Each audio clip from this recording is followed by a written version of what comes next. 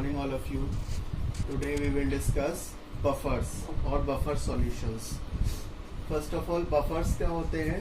The solution that resist the change in pH value are called buffer solution. Buffer solution वो solution होते हैं जो किसी भी solution के pH को change होने से रोकते हैं. ठीक है, बफर सॉल्यूशंस क्या होते हैं? बफर सॉल्यूशन वो सॉल्यूशंस होते हैं जो किसी भी सॉल्यूशन के पीएच वैल्यू को चेंज होने से रोकते हैं after adding small amount of acids और एल्कलीज.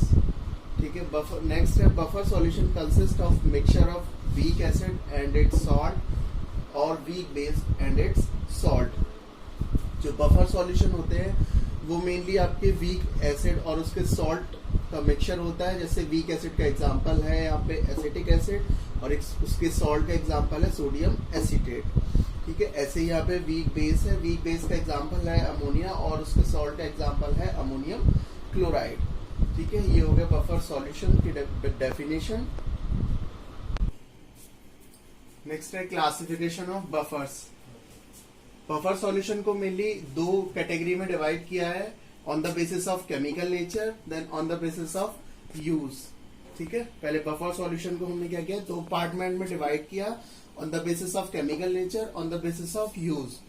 ठीक है, on the basis of chemical nature में इसके एग्जांपल हैं यहाँ पे एसिडिक बफर, बेसिक बफर और न्यूट्रल बफर. एक केमिकल नेचर होते हैं बफर. नेक्स्ट है on the basis of use.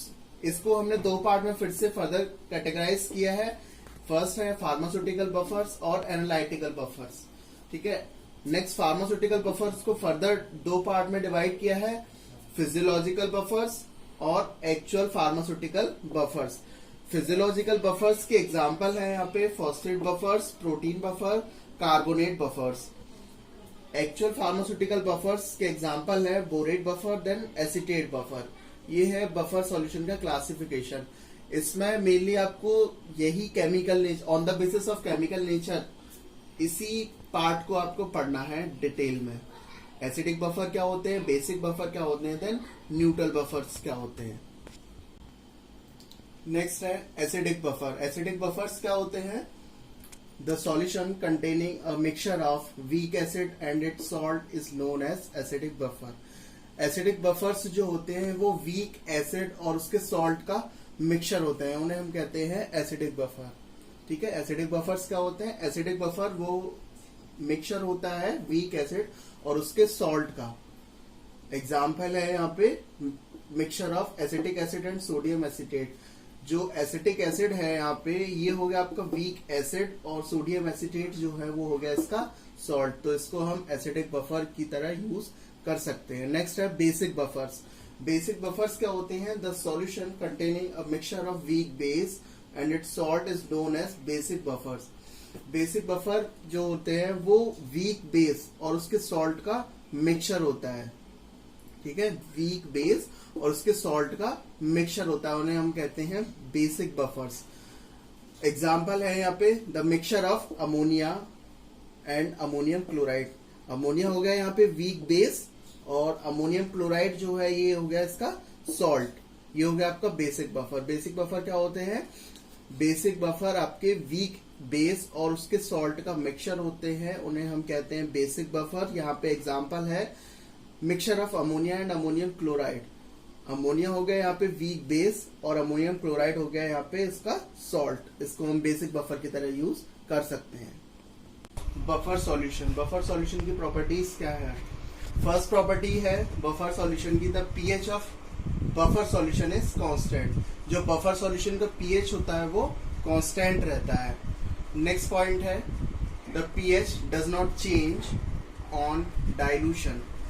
Dilution में उसके पीएच में कोई भी चेंजेस नहीं आते हैं. अगर किसी भी हम सॉल्यूशन को डाइल्यूट बनाते हैं, डाइल्यूशन करते हैं जब उसका, तो उसके पीएच में कोई भी चेंजेस नहीं आते हैं. नेक्स्ट है the pH does not change after addition of small amount of acids और बेस. उसके पीएच में जैसे कोई भी सॉल्यूशन है तो सॉल्यूशन में जब हमने बफर सॉल्यूशन ऐड कर दिया है तो उसको ऐड करने के बाद जब हम उसमें कोई भी एसिड्स या बेस ऐड करते हैं तो उसके पीएच में भी कोई भी चेंजेस नहीं आते हैं. नेक्स्ट पॉइंट है the buffer solution should not react with other chemicals in the preparation. जो बफर सिस्टम होता है उसको ऐड करने के बाद, बफर सॉल्यूशंस को ऐड करने के बाद वो प्रिपरेशन में अवेलेबल केमिकल्स और एक्टिव इंग्रेडिएंट्स को हार्म नहीं करता है और उनसे रिएक्ट नहीं करता है, ठीक है। ना ही उसके केमिकल स्ट्रक्चर को चेंज करता है, ना ही उसको ऑर्डर को, ना ही उसकी। तो ये सारी चीजें हैं प्रॉपर्टीज ऑफ बफर सॉल्यूशन। पहला है उसके बफर सॉल्यूशन का पीएच जो है होता है वो कांस्टेंट रहता है। डाइल्यूशन में उसके पीएच में कोई भी चेंजेस नहीं आते हैं। अगर किसी भी सॉल्यूशन में हम एसिड्स और बेस ऐड करते हैं after addition the buffer solutions, ठीक है, तो उसके पीएच में भी कोई भी चेंजेस नहीं आते हैं। और बफर सिस्टम जो होता है वो जो प्रिपरेशन में अवेलेबल केमिकल्स और एक्टिव इंग्रेडिएंट्स के साथ में रिएक्ट नहीं करता है। ये है उसकी प्रॉपर्टीज। नेक्स्ट है role of buffers in pharmacy. Pharmacy में बफर्स के क्या रोल हैं? फर्स्ट पॉइंट है